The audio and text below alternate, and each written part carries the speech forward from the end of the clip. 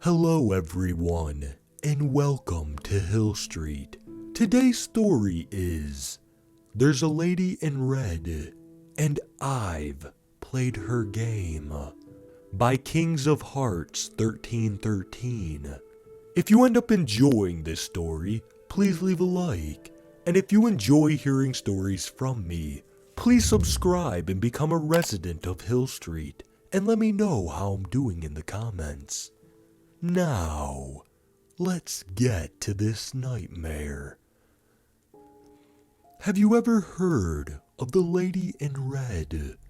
I mean, it's only a folktale, but many say it isn't. I myself know it's only a legend, but my friends think otherwise. Eventually, I got tired of arguing with them and decided to settle this once and for all. So when we were all in town for a sleepover, we decided to play her game. Back in the few months before I started high school, I happened to get back in touch with some of my old friends from grade school. It had been years since I heard from them, and since I didn't have any other friends, I would spend most of my time talking to them. The one who started all this was named Landon. We had a lot in common.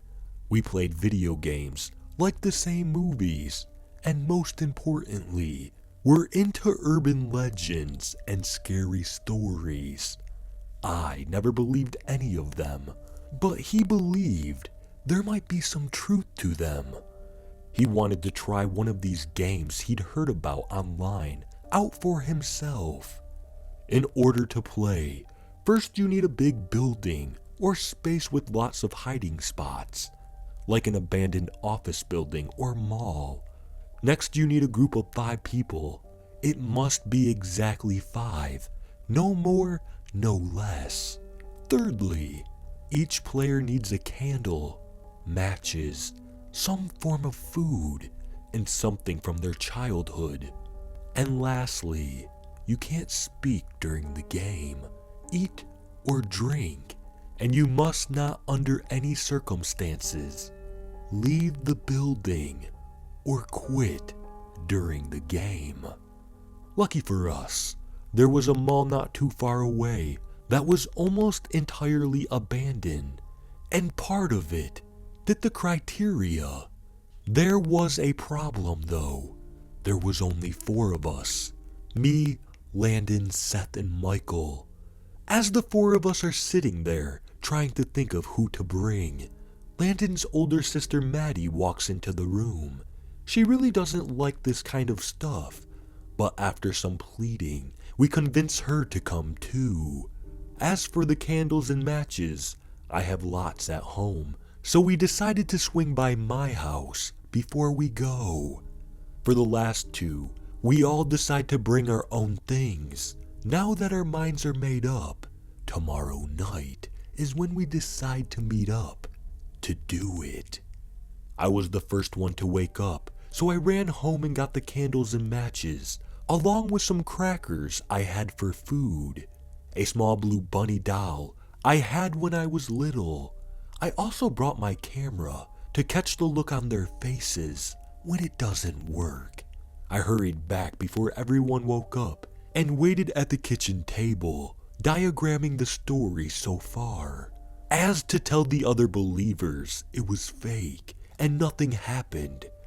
An hour or so passes before they all finally wake up and get ready to go. I go over the preparation rules once more, and everyone brings me their food and childhood item to put in my bag with everything else. We were going to head over early to check out the place and make sure it's still there. It was around 5 p.m. when we finally got there. The building looked forgotten as ever. Better ones were built up around it. Then you have this sorry piece of concrete older than time. I used to come here a lot when I was really little, back in the early 2010s, when this place was bustling with life. There were dozens of stores and everything was always packed with people. But that was a long time ago. and the building is almost abandoned, except for a bookstore and a restaurant or two. After making our way through almost empty halls, we came to a set of big glass doors. Beyond those doors were the remnants of a high-end clothing store that shut down a long time ago. It was 3 floors tall and had tons of walls and shelves. This place looked perfect for their dumb little game. At around 9 p.m. we finally decided to get this started. We cleared an area on the floor and asked how to play, hoping someone knew. Of course Landon knew the rules. Great, he was the one into it the most. So, I guess the game looks pretty easy to set up. All you have to do is put the 5 toys in a circle, then place their food in front of it. Then each person puts a candle by their toy and lights it, then holds another one unlit. You then light your candle with the lit one by your toy, then walk up as high as you can. One person stands in each corner of the building and hides, while the 5th person stands in the middle of the candle toy ring. Okay, I guess that's simple enough. I really have no idea what happens next, but I think the person in the middle of the ring is called the sheep, and the rest of the people have to try and hide from them. But they can't stay in the same place for more than 5 minutes. They also need to keep their candles lit. If it goes out, the person has 13 minutes to get it relit from another candle, or they lose. All you gotta do is stay alive, basically. Okay, everyone, just to recap, put your toy, first candle, and food in the circle. Light your first candle, then use your lit one to light your other candle. One person stays in the circle while the other 4 hide in the corners. No talking, eating, drinking, or leaving the game prematurely. Keep your candles lit and only stay in one spot for less than 5 minutes. Are you sure you're not making some of this up? I mean, the game starts at midnight and ends at sunrise. In order to win the game, you need to get back to the circle and extinguish the candle you've been holding. Then you can leave the building safely. Okay, it's getting to be about midnight, so we're starting the game. We all arrange our things in a circle and get ready to light our candles.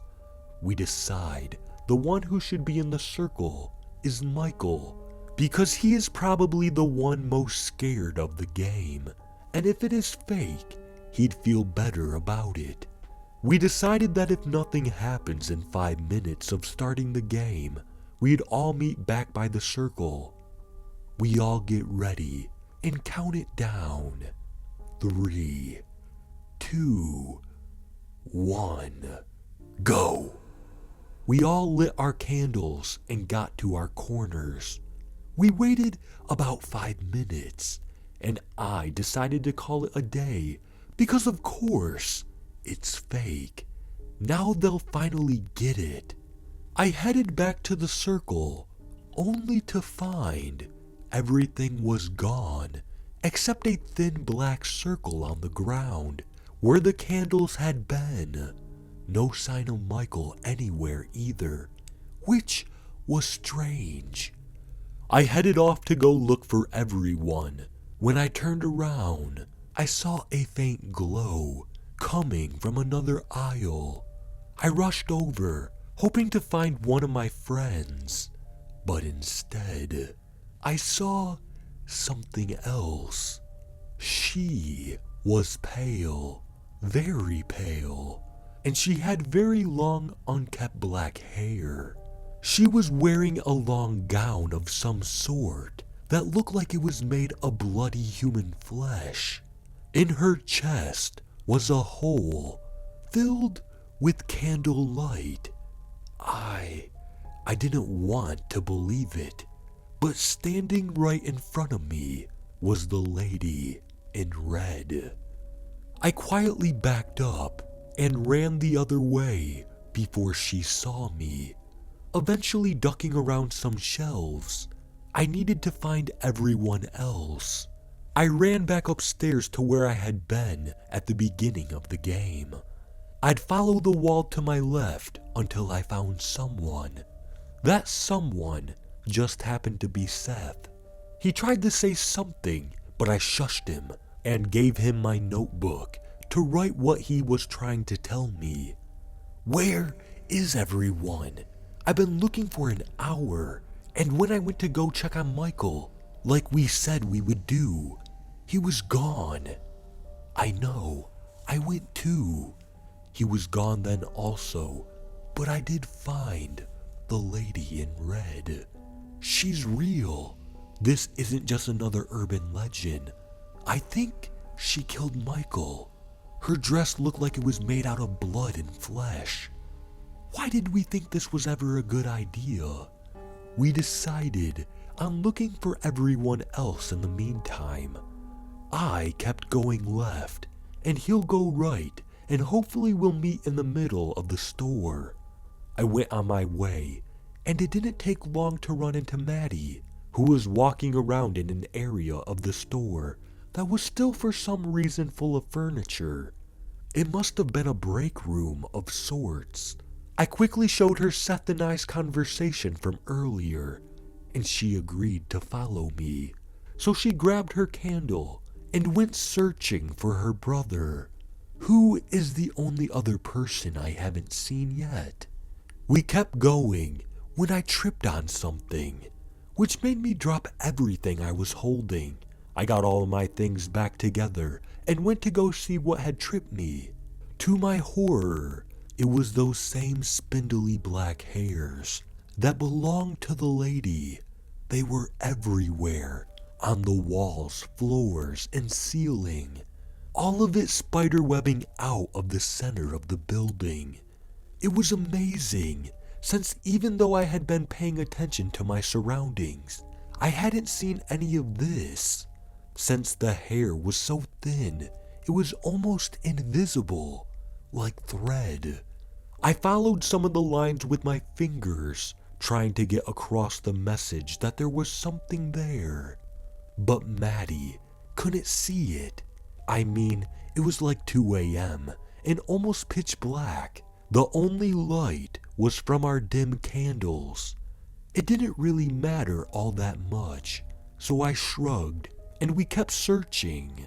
We stopped to take a break after walking for what seemed like forever when we heard a loud thud, almost like something big was knocked over. We could pretty much guess who it was. I mean, it could only be 2 people. So we followed the long empty aisle shelves until we found where we thought the noise came from. What we found there was a dark mass of hair that seemed to be pulsing with a black goo oozing out from the cracks of this 6-foot-tall pod. Horrified, I stumbled backwards onto something. No, not something. Someone. I scrambled to my feet to see who I had found, and finally after 3 hours, we found Landon. After seeing it was him, Maddie stopped hiding behind a shelf and came over to where we were standing. I showed him my notebook, and he explained he already knew because he ran into Seth. Speaking of Seth, where is he now? We all looked at each other and realized now we had to go find him. We set out to the middle of the store, which had a balcony hanging over the first floor, where we started the game. Now the only exits in the building were connected to the center of the first floor, which was where the circle was. The doors were all glass, and they took up most of the northmost wall. This allowed the room to be bathed in a pale white moonlight, which illuminated the room enough to see a shadowy figure coming towards us. Then a blood-curdling scream split the darkness as the lady sprinted at us almost gracefully, her steps not making a single sound. We looked at each other, then zigzagged through this maze of boxes and shelves until we thought we'd gone far enough. But another shadow moved towards us. As we prepared for the worst, it walked closer and into my field of view, and to our relief, it was Seth. We all sat down because we've been moving around this building for 5 hours now, when I noticed something was wrong. It was dim for there being 4 candles. I looked around. Maddie's candle was missing. She must have lost it when we were running. She has a look on her face like she'd already come to terms with this. There isn't much I can do. The time's almost up. If I counted right. Right on cue, she starts choking and coughing. When they check on her, she's laying in a puddle of the same black ooze from earlier. Then out from the ground and walls, the hair shoots out like knives, ripping her apart. Landon runs towards the circle of candles in a blind rage. I don't think I'd be able to keep up with him. Seth covers his face and starts shaking violently. He shouts out, "No, this is too far. First Michael, now Maddie. I quit." He started for the exit, and I ran behind him, trying to stop him. He eventually gets to the doors, flinging one open, and finds an open void where the outside ground should be. The hair shoots out and drags him down into the darkness, leaving me entirely alone. It's been 6 hours, 30 minutes until sunrise. I can survive this. I should just walk around to get my mind off everything. 5 minutes. I'm going to head to the circle now. It shouldn't be too far away. As I get closer, the hair gets thicker and drips with more of the black ooze. 1 minute. I'm standing there, getting ready to end this game, when behind me, I hear a scraping noise. I turn to see what it is, and no surprise there. It's the lady. Behind her looks to be Landon, running at her. He jumps at her, grabbing a knife from his pocket and stabbing it into her eye. He grabs her throat, but her hair shoots out and wraps around his neck and limbs. Her hair thin, but sharp as razors, cutting into his neck. She rips off his arm. Then she takes 1 step closer. She smiles at him. The eye he gouged out, showing a hollow space only disturbed by the pinprick of candlelight showing from her skull.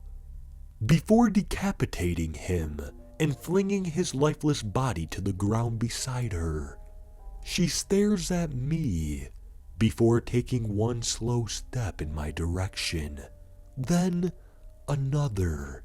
I finally come to my senses and start running for the circle. Just as I make it, she does too. I quickly throw down my candle, and the room explodes in flames that burn blue. I must have passed out, 'cause when I came to, I was laying on the floor, and there was no sign of anyone. The sun was still coming up, so everything has a slight orange hue. I step outside, through the door that Seth was pulled out of. This time the ground was concrete, slightly overrun by weeds. I walk through the parking lot and turn to take one last look at the building before I leave. A chill runs through me as I see the lady in red. But she's not alone. Standing next to her, are four figures, skinless and mangled, waving from the window. It's been a few years since that happened. I've never forgotten what happened that night.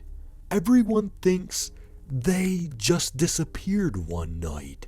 I've come to realize some things about the game, like how Landon made most of the rules up, and why the person in the circle is called the sheep. It's because the lady is a wolf in sheep clothing, meaning she was probably wearing poor Michael's skin. I've also never gone past that building again, because last year it was torn down to make space for a new office building. I've gotten on with my life, and eventually everything was somewhat normal. I actually have a younger sister who just started high school, which was about the age I was when I decided to play the game. She came home from school today and asked, "Have you ever heard a story called The Lady in Red?"